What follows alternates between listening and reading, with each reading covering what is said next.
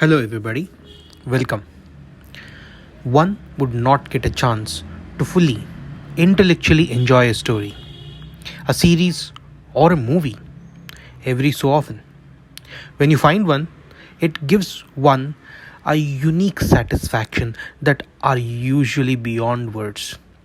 Movies these days are usually about amazing VFX, blasting big things, one punch crushing a car, plane, helicopter, or whatnot. But seeing a book converted into a movie, that too successfully, is a bliss.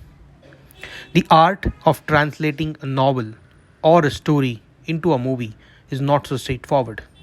It's very similar to translating a story into other languages. There are two types, one where you just translate the story literally and get the meaning across, and the second, more difficult but worthy, is where the feeling of the book, the story, gets translated or transliterated just like the original. PS-2 is such a movie that has been transliterated feeling wise and the subtlety from the novel. After watching the movie, I wanted to talk about the aspects of the movie that were upfront and subtle. The subtle line that goes parallelly in the movies is very deep, with multiple lines weaving together. And for one to understand this, it calls for a level of intellect. This is not commonly required in movies that we see these days, but this requires a deeper ability to comprehend, remember, and understand few subtler aspects. Once you understand it, it feels like you just had the taste of an elixir from the universe created by the brilliant team that made PS2 happen. I went with a level of skepticism to start with. I was completely ready to call it a mediocre movie. Boy, was I taken aback with awe. The storyline, the intertwining of the happenings, the politics, and the need for subtle diplomacy on everyone's part are so aptly shown. Some things that viewers might not be able to comprehend is the passage of time and the happening of events and the relation to both of them. Not only that, but how someone who seems to be wicked or a kingmaker can also be easily used or played by someone else. How a few rash characters react when things happen, often as a reflection of their own guilt or the wrongdoings that they might think that might have led to the final result. The subtle but stern confidence that Aditya Karigalan shows, the way expression of Nandini changes when she comes face to face with Aditya, they are just brilliant.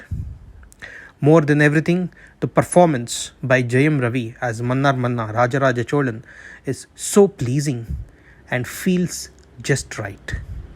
The confidence that Raja has on his subjects, his love towards them, but his wrath towards the traitors, his intelligence in grasping the situation but staying calm. My oh my.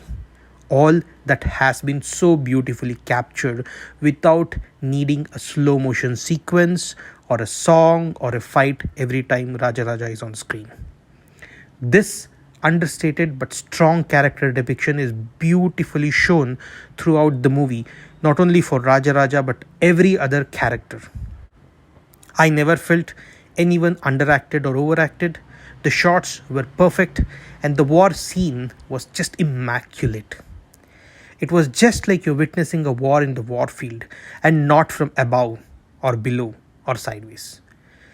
That real life picturization is so impressive and praiseworthy that I was taken aback and I really enjoyed the war scene.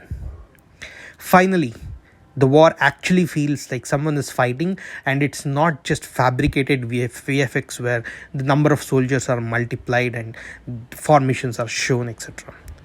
It shows the brutality on the warfield that actually goes on, and I really liked the way it is shown.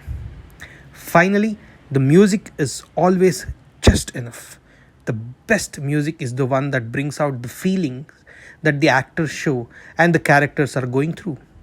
That is perfectly shown through and through.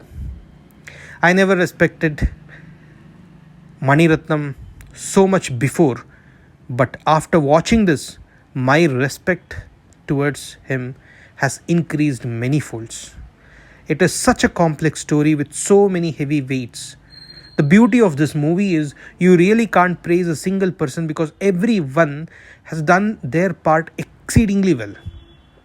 It's like when you have a team of very high performers, the leader has all the more responsibility to use them in the right way. Otherwise, things can go horribly wrong. That's the reason I respect Mani sir so much that he has delivered it beautifully so. They have shown the strengths, the weaknesses, the follies of all the characters, which gives a sense of reality to that to what is happening on the screen. After all this magic on the big screen, my response was just standing and clap. Thank you for giving such a great movie. This, in fact, was one of the best movies I have seen in a few years now. No blasting, no roaring, no VFX, no shouting, no slow motion, no songs that are just praising you, no nonsense. Thank you for watching the short review. I have stated what I felt on the day that I watched the movie. You might have felt completely differently about the movie, and that's the beauty of having different thought processes. I would love to know what you felt. Please comment, share, and let me know what you felt about the movie. I would love to see all the point of views on the movie. Thank you again. Until we see again, take care. Love you all.